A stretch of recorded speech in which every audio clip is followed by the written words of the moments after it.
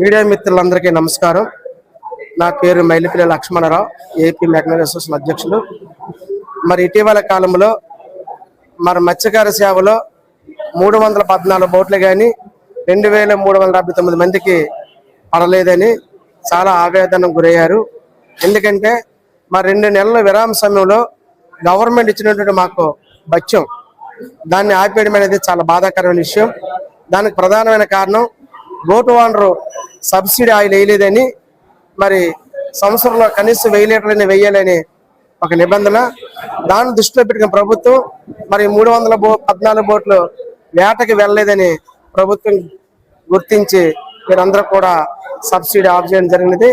మరి దాన్ని దృష్టిలో పెట్టుకొని మేము మరి న్యాయంగా 2 నెలల విరామ సమయంలో వేటకి వెళ్ళనందుకు మాకు ఇవ్వాల్సింది ఇవ్వాలని మరి గౌరవ బిజినెస్ మినిస్టర్ గారు అచ్చెన్నాయుడు గారిని, అలాగే కమిషనర్ రమశంకర్ నాయక్ గారిని, అలాగే స్థానిక ఎమ్మెల్యే వంశశేఖర్ శ్రీనివాస్ గారిని, స్థానిక పార్లమెంట్ సభ్యులు శ్రీ భర్త గారిని అందరూ కలిసి మా తాలూకా ఆవేదన బాధ విన్నవించడం జరిగినది.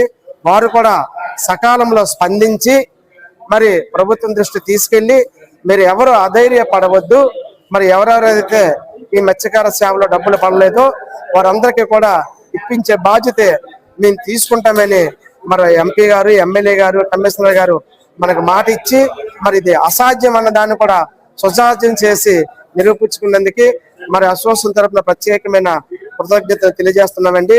ఏదేమైనా సరే దీన్ని అలసగా తీసుకొని కొంతమంది రాజకీయ నాయకులు వీరి కూటమి ప్రభుత్వం మత్స్యకారులకి డబ్బులు వేయరనేసి ప్రజల్లో ఒక విధమైన ఆందోళనకు గురిచేసి రకరకాల కలతలు పెట్టి గొడవలు పెట్టి చాలా విధ్వంసాలకి సృష్టించడానికి ప్రయత్నాలు చేశారు.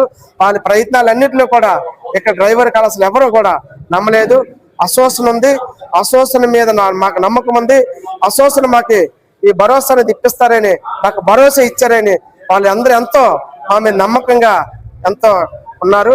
వారి నమ్మకాన్ని వంశేయకంట ఈ రోజున మా నాయకత్వాన్ని గుర్తించి కూటమి ప్రభుత్వం అందరికీ కూడా అనుకున్నట్టుగా మరి నేను సాయంకాలం 6:30 ప్రతి ఒక్కరు కూడా అకౌంట్ లో 25,000 రూపాయలు జమ చేసి వారి యొక్క చిత్తశుద్ధి నిరూపించుకున్నారు. మరి మత్స్యకారులు మరి కూటమి ప్రభుత్వమే వెనకాతలు ఉన్నందుకు మరొకసారి వారి విశ్వాసాన్ని గుర్తించారని ఈ సందర్భంగా తెలియజేస్తున్నామండి. అలాగే మాకు ఎప్పటి నుంచో క్రేన్ అనేది ఫ్రీగా కావాలని ఫిషింగ్ హార్బర్ లో పెట్టుకున్నాము. అది మా చిరకాల ఆకాంక్ష. అది ఈ రోజు మాకు నెరవేరే రోజు వచ్చింది. నిన్న 7 గంటలకి మరి సిఎంఈ గారు, చీఫ్ మెకానికల్ ఇంజనీర్ గారు మరి ఆర్డర్ కాపీ మనకి ఇవ్వడం జరిగినది. అది కూడా మీ మీడియా వారికి చూపించడం జరిగినది.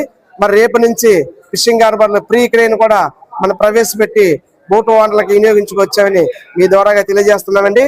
ఏదేమైనా సరే ఎంతటా అవన పని కూడా మరి అయ్యేటది చేసి వారి కూటమి ప్రభుత్వం చిత్తశుద్ధికి మరొకసారి మా అసోసియేషన్ తరపున ప్రత్యేకమైన కృతజ్ఞతలు తెలియజేసుకుంటూ మరి నిన్ననే ఒక మతి ఉండి మాట్లాడారో మతి లేక మాట్లాడారో ఇటీవల కాలంలో వాళ్ళకి పని లేదు, పాటు లేదు, తెల్లవారితే సోషల్ మీడియాలో రావడము, యూట్యూబ్ చేసుకోవడము, అవాకులు సవాకులు.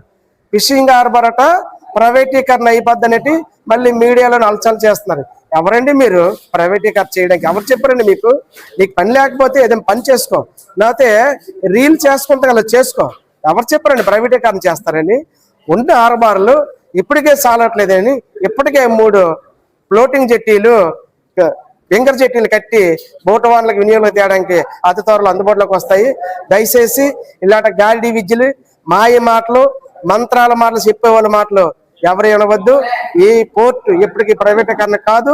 ఈ అవుట్ హార్బర్ ఎప్పుడు కూడా బోటు ఓనర్ల కోసమే నిర్మించారు. బోటు ఓనర్లు ఉన్నంత వరకు ఇది బోటు ఓనర్లకు మాత్రమే ఇది అవసరం ఉంటుంది. బోటు ఓనర్లు మాత్రమే పరిమితము. ఇలాంటి తప్పుడు మాటలు, తప్పుడు ప్రసారాలు మానుకోవాలి. ఇలాంటి తప్పుడు మాటలు, తప్పుడు ప్రసారాలు చేస్తే మరి దీనికంటే ధీటుగా సమాధానం చెప్పి తగిన మూల్యం చెల్లించుకుంటామని ఈ సందర్భంగా తెలియజేస్తున్నాం. థ్యాంక్ యూ అండి.